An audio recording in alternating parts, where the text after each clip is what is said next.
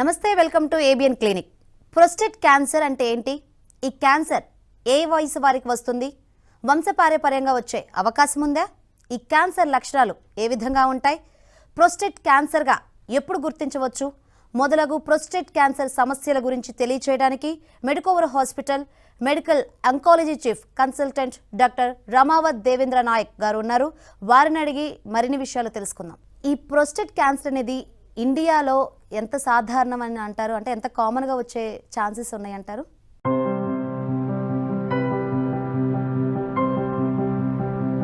ప్రేక్షకులందరికీ నమస్కారం. నా పేరు డాక్టర్ దేవ్. నేను మెడికవర్ క్యాన్సర్ హాస్పిటల్లో చీఫ్ మెడికల్ ఆంకాలజిస్ట్గా పనిచేస్తున్నానండి. సో ఇవాళ మనం ఒక ముఖ్యమైన క్యాన్సర్ గురించి మాట్లాడుకుందాం. ఇవాళ మనము ప్రోస్టేట్ క్యాన్సర్ గురించి డిస్కస్ చేసుకుందాం. అసలు prostate, before going in to prostate cancer, అసలు ప్రోస్టేట్ అంటే ఏంటి, అది ఎక్కడ ఉంటుంది, దాని యూజ్ ఏంటి అనేది తెలుసుకోవడం చాలా అవసరం. ప్రోస్టేట్ అంటే ఒక చిన్న నిమ్మకాయ సైజులో ఒక గ్లాండ్ అనమాట. అదొక గ్లాండ్. అది యూరినరీ బ్లాడర్ కింద నెక్ దగ్గర ఒక చిన్న ప్లేస్లో ఉంటుంది. అది దాని ద్వారా యూరెత్రా అన్నది యూరినరీ బ్లాడర్ నుంచి ప్రోస్టేట్ ద్వారా బయటకు వస్తుంది. యూరిన్ అన్నది ఆ యూరెత్రా ద్వారా బయటకు రావడం జరుగుతుంది. సో ఈ ప్రోస్టేట్ ద మెయిన్ ఫంక్షన్ ఏంటంటే రిప్రొడక్టివ్ ఏజ్ గ్రూప్లో ఉంటుంది. ఏదైతే మనం సెమైనల్ ఫ్లూయిడ్ ఉంటుందో దాంట్లో ప్రోస్టేట్ కూడా కాస్త కాంట్రిబ్యూట్ చేస్తుంది. దాని తర్వాత ప్రోస్టేట్కి పెద్ద ఉపయోగం ఉండదు మన బాడీలో. అండ్ ముఖ్యంగా గమనించాల్సింది ఏంటంటే ప్రోస్టేట్ ఓన్లీ మేల్ మగవాళ్ళలో ఉండడం జరుగుతుంది అన్నమాట. సో ఇది మన ప్రోస్టేట్కి సంబంధించిన వివరాలు. ఇప్పుడు ప్రోస్టేట్కి సంబంధించిన వ్యాధులు అంటే దానికి సంబంధించిన వాపులు ఏవైతే ఉన్నాయో అది మాట్లాడుకుందాం. ప్రోస్టేట్లో 2 రకాల వ్యాధులు వచ్చే అవకాశాలు ఉన్నాయి. ఒకటి బినైన్ ప్రోస్టాటిక్ హైపర్ప్లేసియా అంటారు. అంటే ప్రోస్టేట్ ఏజ్ పెరిగే కొద్దీ నార్మల్గా అందరిలోనూ పెరుగుతుంది, అది సహజం. కొందరిలో కాస్త ఎక్కువగా పెరగడం వల్ల ఆ యూరెత్రా కంప్రెస్ అవ్వడం వల్ల సిమ్టమ్స్ వస్తాయి. దీన్నే మనము బినైన్ ప్రోస్టాటిక్ హైపర్ప్లేసియా అంటారు. ఇది కాకుండా ఈవెన్ క్యాన్సర్ వాపు కూడా ప్రోస్టేట్లో వచ్చే అవకాశాలు ఉంటాయి. దీన్నే మనం ప్రోస్టాటిక్ క్యాన్సర్ అంటాం అన్నమాట. ఈ ప్రోస్టేట్ క్యాన్సర్ని వృద్ధులు మాత్రమే ప్రభావితం చేస్తుందా? ఎవరెవరిలో ఎక్కువగా కనిపిస్తుంది అంటారు?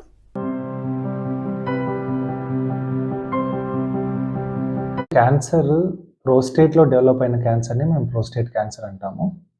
ప్రోస్టేట్ క్యాన్సర్ యూజువల్గా ఎల్డర్లీ పీపుల్ అంటే వయసు ఉన్న వాళ్ళలో వస్తుంది. మోర్ దెన్ 60 years, 65 years ఉన్న వాళ్ళలో ఎక్కువగా వస్తుంది.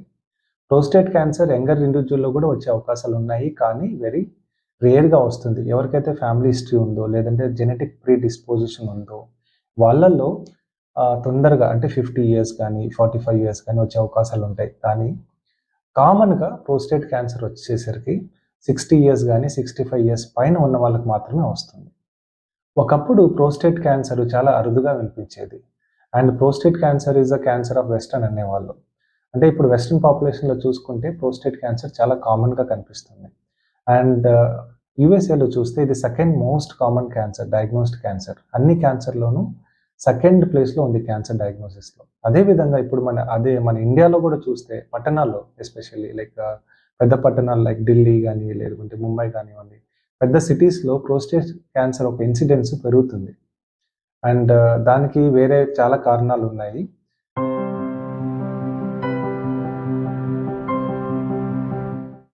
ప్రోస్టేట్ క్యాన్సర్ పెరగడానికి కారణాలు ఏంటి అంటే మొట్టమొదట మనం ఇప్పుడే డిస్కస్ చేసుకున్నాం age is one of the most important risk factors for prostate cancer.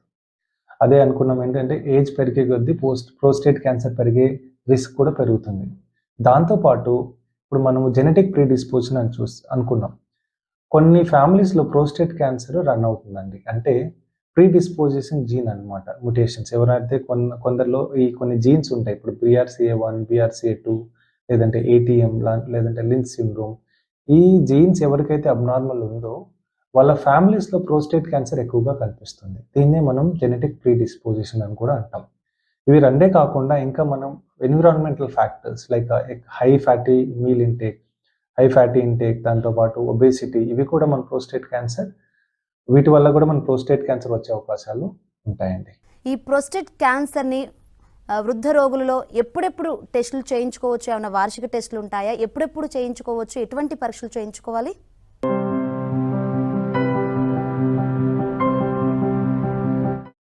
ఇప్పుడు ప్రోస్టేట్ క్యాన్సర్ వస్తే ఒకవేళ వచ్చినట్లయితే ఎటువంటి సిమ్టమ్స్ ఉంటాయి? ఇప్పుడు ప్రోస్టేట్ క్యాన్సర్ వచ్చిన వాళ్ళకి లేదంటే బినైన్ ప్రోస్టాటిక్ హైపర్ప్లేసియా వచ్చిన వాళ్ళకి ఆల్మోస్ట్ సిమిలర్ సిమ్టమ్స్ ఉంటాయి. అంటే సిమ్టమ్స్ ఏంటి అంటే ఇంక్రీజ్డ్ అర్జెన్సీ అంటారు, increased frequency and inadequate evacuation of the bladder, difficulty in initiation of the bladder, some times hematuria. అంటే ఇప్పుడు ఇంక్రీజ్డ్ అర్జెన్సీ అంటే ఏంటంటే ఇప్పుడు మనము యూరిన్ ఫాస్ట్‌గా రావడం అనమాట. అంటే మనకు వచ్చినట్టు అనిపించడం. మనకు యూరిన్ వచ్చినట్టు అనిపిస్తది. మనం బాత్రూమ్‌లోకి వెళ్ళే లోపలే మన ప్యాంట్‌లో డ్రాప్స్ పడిపోతూ ఉంటాయి. దీన్ని ఇంక్రీజ్డ్ అర్జెన్సీ అంటారనమాట.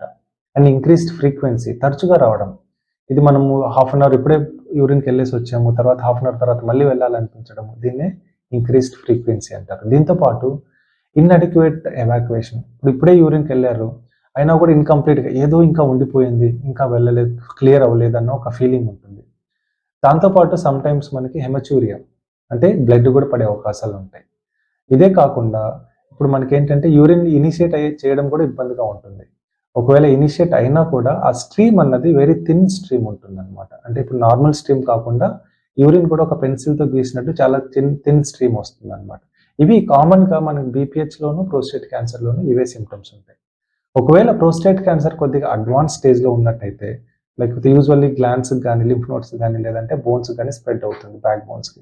వీళ్ళలో మనకి బ్యాక్ పెయిన్ కంప్లెయింట్ రావడం జరుగుతుంది. ఈ ప్రోస్టేట్ క్యాన్సర్లో మెయిన్గా లక్షణాలు ఏ విధంగా కనిపిస్తాయి?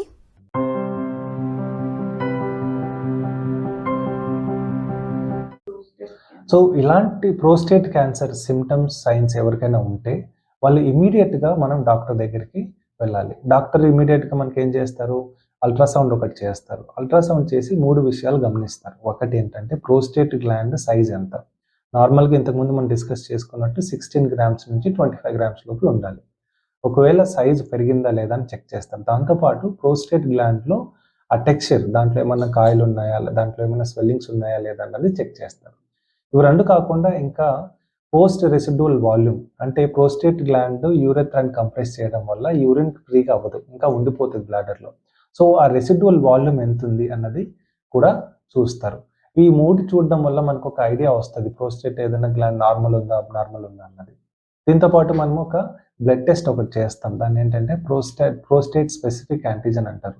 యాస్ ద నేమ్ ఇండికేట్స్, ఈ యాంటిజెన్ అంటే ఈ ట్యూమర్ మార్కర్ అన్నది very specific to prostate. So, it can be elevated in normal conditions like infection అవ్వడం వల్ల కూడా ఇది ఎలివేట్ అవ్వచ్చు. నార్మల్ బీపీహెచ్‌లో కూడా మైల్డ్ ఎలివేషన్ ఉండొచ్చు. అదే కాకుండా ప్రోస్టేట్ క్యాన్సర్‌లో కూడా ఇది ఎలివేటెడ్ ఉంటుంది, అంటే పెరుగుతుందన్నమాట బ్లడ్‌లో. సో, ఈ ప్రోస్టేట్ క్యాన్సర్ అదే ట్యూమర్ మార్కర్ పెరిగుండి తర్వాత మనం అల్ట్రాసౌండ్‌లో కొన్ని ఏదైనా కాయల్లా కనిపిస్తే మనకు ప్రోస్టేట్ క్యాన్సర్ ఉండే అవకాశాలు ఎక్కువగా ఉంటాయి. సో, దీన్ని కన్ఫర్మ్ చేసుకోవడం కోసం మనము ప్రోస్టేట్ బయాప్సీ చేస్తాం. బయాప్సీ చేసిన తర్వాత దాంట్లో మన ప్రోస్టేట్ క్యాన్సర్ ఉందా? లేదా? అన్నది కన్ఫర్మ్ అవుతది. ఇది దాంట్లో కన్ఫర్మ్ అవ్వడమే కాకుండా మనకు ట్రీట్మెంట్‌కి సంబంధించిన మార్కర్స్ లైక్ గ్లీసన్ స్కోర్ కానివ్వండి, హిస్టోపాథాలజీ స్కోర్ కానివ్వండి, రిస్క్ కానివ్వండి, ఇవన్నీ మేము చూస్తాం. చూసిన తర్వాత నెక్స్ట్ స్టేజింగ్ అన్నమాట. సో, ఏ స్టేజ్‌లో ఉందని తెలుసుకోవడానికి మనకి ఎంఆర్ఐ పెల్విస్ కానివ్వండి, లేదంటే PET scan, whole body scan, పిఎస్ఎంఏ PET scan, specific scan for prostate cancer, ఇవి చేయడం జరుగుతుంది. దీంతో మనకి ప్రోస్టేట్ క్యాన్సర్ ఉందా? లేదా? అని తెలుస్తది. దాంతో పాటు ప్రోస్టేట్ క్యాన్సర్ ఏ స్టేజ్‌లో ఉందో కూడా తెలుస్తది. ప్రోస్టేట్ క్యాన్సర్లో జెనెటికల్‌గా వచ్చే ఛాన్సెస్ ఎంతవరకు ఉన్నాయంటారు?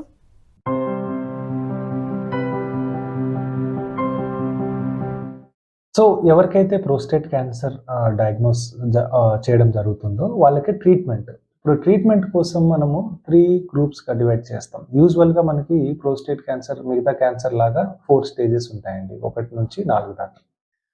ఒకటో స్టేజ్, రెండో స్టేజ్ వచ్చేసరికి క్యాన్సరు ప్రోస్టేట్ గ్రంథి లోపలే ఉంటుంది. మూడో స్టేజ్ వచ్చేసరికి ప్రోస్టేట్ గ్రంథి నుంచి బయటకొచ్చి లింఫ్ నోడ్స్ స్ప్రెడ్ అవుతుందన్నమాట. నాలుగో స్టేజ్ వచ్చేసరికి మిగతా ఆర్గాన్స్ లైక్ బోన్ కానివ్వండి, లివర్ కానివ్వండి, వీటికి స్ప్రెడ్ అవుతుంది. ఇప్పుడు ఒకటో స్టేజ్, రెండో స్టేజ్ వచ్చేసరికి క్యాన్సర్ ట్రీట్మెంట్ వచ్చేసరికి మనం రేడియేషన్ కానివ్వండి, సర్జరీ కానివ్వండి చేయడం జరుగుతుంది. దాంతోపాటు మన hormonal therapy for at least a year వరకు ఇవ్వడం జరుగుతుంది. అదే మూడో స్టేజ్ వచ్చేసరికి ప్రిడామినెంట్‌గా మనం రేడియోథెరపీ చేస్తాము. దాంతోపాటు హార్మోనల్ థెరపీ కూడా ఇవ్వడం జరుగుతుంది. And depending upon the risk features, మళ్ళీ వచ్చే అవకాశాలు ఎంత హై ఉన్నాయి, దాన్ని మేము రిస్క్ ఫ్యాక్టర్స్ అంటాము. హై రిస్కా, లో రిస్కా, ఇంటర్మీడియట్ రిస్కా, దాన్ని బట్టి మనము మిగతా ట్రీట్మెంట్ లైక్ టాబ్లెట్స్ కూడా ఇవ్వడం జరుగుతుందన్నమాట. ఇవి కాకుండా ఇప్పుడు ఒకవేళ పేషెంట్ అడ్వాన్స్ స్టేజ్‌లో వచ్చారనుకోండి, దాన్ని స్టేజ్ 4 అంటాము. దాంట్లో 2 గ్రూప్స్‌గా డివైడ్ చేస్తాము. క్యాస్ట్రేట్ రెసిస్టెంట్, క్యాస్ట్రేట్ సెన్సిటివ్. అంటే హార్మోన్ సెన్సిటివ్, హార్మోన్ రెసిస్టెంట్ అన్నమాట. హార్మోన్ సెన్సిటివ్ ఉన్న వాళ్ళకి మేము హార్మోనల్ థెరపీ ఇస్తాము. దాంతో పాటు కీమోథెరపీ లేదంటే టాబ్లెట్స్ ఇవ్వడం జరుగుతుంది. ఇప్పుడు హార్మోన్ రెసిస్టెంట్ ఉన్న వాళ్ళకి ఏం చేస్తామంటే ట్రీట్మెంట్ ఆప్షన్స్, వేరే treatment, latest treatment options, chemotherapy కానివ్వండి, ఇవి కాకుండా ఇంకా ట్రీట్మెంట్ ఆప్షన్స్ ఇవ్వడం, లేటెస్ట్ ట్రీట్మెంట్ ఆప్షన్స్ ఇవ్వడం జరుగుతుందన్నమాట. ఎటువంటి చికిత్సలు అందుబాటులో ఉన్నాయి? ఏమేమి చికిత్సలు చేస్తారు మీ హాస్పిటల్లో?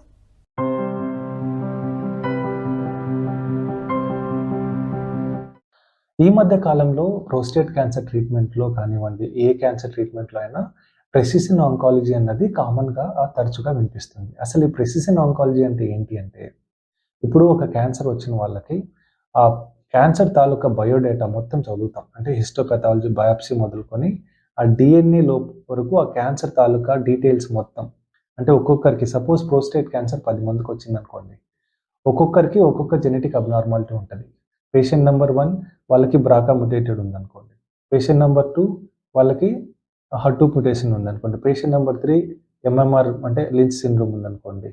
సో MSI హై ఉందనుకోండి. సో ఒక్కొక్క పేషెంట్‌కి ఒక్కొక్క కారణం వల్ల మనకు ప్రోస్టేట్ క్యాన్సర్ రావచ్చు. ఒకప్పుడు ఏం చేసేవాళ్ళం, అందరికీ ఒకటే ట్రీట్మెంట్ ఇచ్చేవాళ్ళం. లైక్ కీమోథెరపీ కానివ్వండి అలాంటి. దాన్ని బ్లాంకెట్ థెరపీ అంటారు. అందరికీ ఒకేలాగా ట్రీట్ చేసేవాళ్ళం. కానీ ఇప్పుడు ఏం చేస్తామంటే ప్రతి పేషెంట్ సెపరేట్‌గా ట్రీట్ చేస్తాం. ప్రతి పేషెంట్‌కి మేము మొత్తం క్యాన్సర్ తాలూకా బయోడేటా మొత్తం తీస్తాం. అంటే హిస్టోపాథాలజీ నుంచి మొదలుకొని క్యాన్సర్ జీనోమిక్స్, జెనెటిక్స్ వరకు మొత్తం చదువుతాం. By various methods like NGS కానివ్వండి, PCR కానివ్వండి, FISH కానివ్వండి, వీ హావ్ డిఫరెంట్ టెక్నిక్స్. ఆ టెక్నిక్స్ ద్వారా మొత్తం క్యాన్సర్ తాలూకా బయోడేటా మొత్తం చదివిన తర్వాత ఆ పేషెంట్‌కి ఏదైనా అబ్నార్మాలిటీ ఉందా, టార్గెటెడ్ థెరపీ పనిచేస్తుందా, లేదంటే ఇమ్యూనోథెరపీ పనిచేస్తుందా అన్నది చెక్ చేస్తాం. ఇప్పుడు పేషెంట్ నెంబర్ 1కి సపోజ్ BRCA1, 2 మ్యుటేటెడ్ ఉందనుకోండి. వాళ్ళకి మనకి PARP ఇన్హిబిటర్స్ ఇస్తాం. అంటే they respond very well to drugs like olaparib and rucaparib. And అదేవిధంగా సపోజ్ MSI హై ఉందనుకోండి, లేదంటే MMR మ్యుటేటెడ్ ఉందనుకోండి, డెఫిషియెంట్ ఉందనుకోండి. ఈ పేషెంట్స్ మనకి ఇమ్యూనోథెరపీ డ్రగ్స్‌తో బాగా పనిచేస్తదనమాట. సో ఇలాగా ఈచ్ పేషెంట్‌కి వాళ్ళ depending upon the genetic mutation బట్టి మనం ట్రీట్మెంట్ డిసైడ్ చేస్తాం. దీన్నే మనము ప్రెసిషన్ మెడిసిన్ గాని, ప్రెసిషన్ ఆంకాలజీ గాని అంటామండి. ఈ ప్రోస్టేట్ క్యాన్సర్ చికిత్స చేసిన తర్వాత రోగి యొక్క డైలీ లైఫ్ ఎంతవరకు ప్రభావితం చేస్తుంది అంటే ఏం చెప్తారు?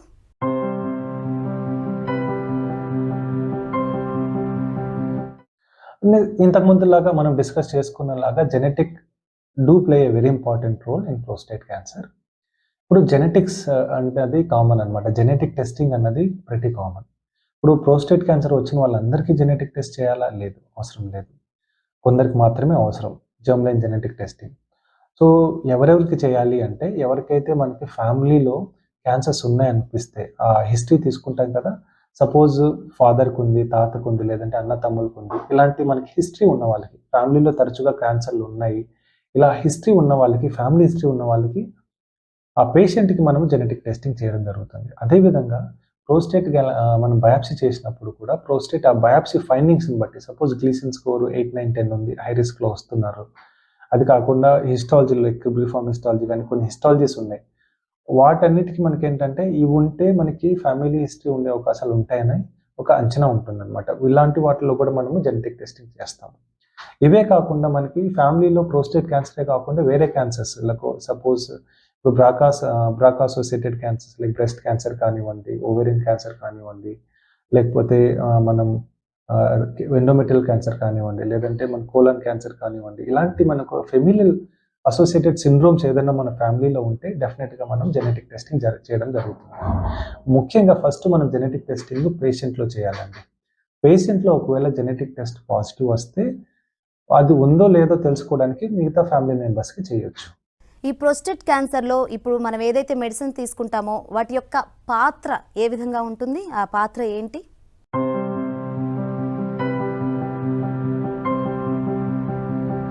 సో ఇప్పటిదాకా మనం ప్రోస్టేట్ క్యాన్సర్ గురించి తెలుసుకున్నాం. ఇప్పుడు ప్రోస్టేట్ క్యాన్సర్ రాకుండా ఉండడానికి మనం ఏదైనా చేయగలుగుతామా అంటే డెఫినెట్గా మోస్ట్ ఇంపార్టెంట్ ఏంటి అంటే మనము life style modification. That is very very important. మనము మన తినే తిండి అంటే ఫ్యాటీ మీల్స్ తగ్గించి మన ఒబేసిటీ అంటే మన వెయిట్‌ని తగ్గించడం జరిగితే డెఫినెట్‌గా కొద్దో గొప్పో మనం ప్రోస్టేట్ క్యాన్సర్ రాకుండా ఆపగలుగుతాం. ఇవి కాకుండా సపోజ్ ప్రోస్టేట్ క్యాన్సర్ ఒకవేళ వచ్చినా అర్లీ స్టేజ్‌లో డయాగ్నోస్ చేసుకునే అవకాశం కూడా మనకుంది. దీన్నే మనము cancer screening అంటామనమాట.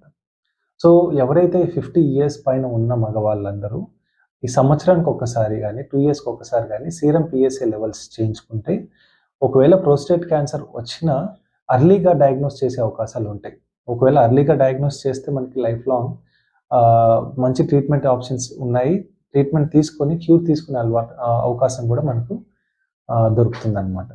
And prostate cancer రోగి తీసుకోవాల్సిన జాగ్రత్తలు కానీ ఆ లైఫ్ స్టైల్లో ఎటువంటి చేంజెస్ రావాలంటారు?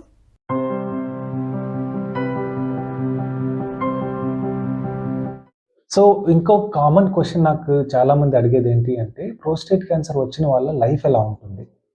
వాళ్ళ లైఫ్ నార్మల్‌గా ఉంటుందా? లేకపోతే చాలా ఇబ్బందిగా ఉంటుందా? అంటే దీనికి ఏంటంటే ప్రోస్టేట్ క్యాన్సర్ అదృష్టం కొద్దీ చాలా స్లో గ్రోయింగ్ ట్యూమర్ అండి. అంటే ఇవాళ ఇమ్మీడియేట్‌గా ఒక సైజ్ 2 సెంటీమీటర్స్ ఉందనుకోండి. Within 1 week it will not grow to 4 centimetres. యూజువల్‌గా very slow growing tumours. So మనం ప్రోస్టేట్ క్యాన్సర్‌కి మంచి మంచి ట్రీట్మెంట్ ఆప్షన్స్ అవైలబుల్ ఉన్నాయి ఇప్పుడు. ట్రీట్మెంట్ తీసుకుంటే prostate cancer even stage 4 advance stage ఉన్నా కూడా మనకి 5 ఇయర్స్ టు 10 ఇయర్స్ వరకు బతికే అవకాశాలు ఉన్నాయి. అండ్ లక్కీగా ప్రోస్టేట్ క్యాన్సర్‌కి మనకి పెద్ద టాక్సిక్ కీమోథెరపీస్ ఏం లేవు. వెరీ మైనర్ హార్మోనల్ థెరపీ కానివ్వండి, టాబ్లెట్స్ కానివ్వండి ఇదే రూపంలో ఉన్నాయి. సో మనం ట్రీట్మెంట్ తీసుకుంటూ కూడా మన డే టు డే యాక్టివిటీస్ హ్యాపీగా చేసుకోవచ్చు. మన జాబ్స్ మనం హ్యాపీగా చేసుకోవచ్చు.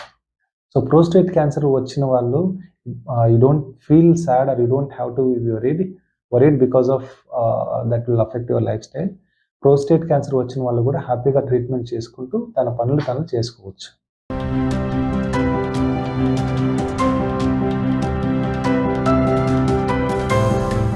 ఇది ఇవాల్టి ABN clinic. Keep watching ABN Andhra Jyothi.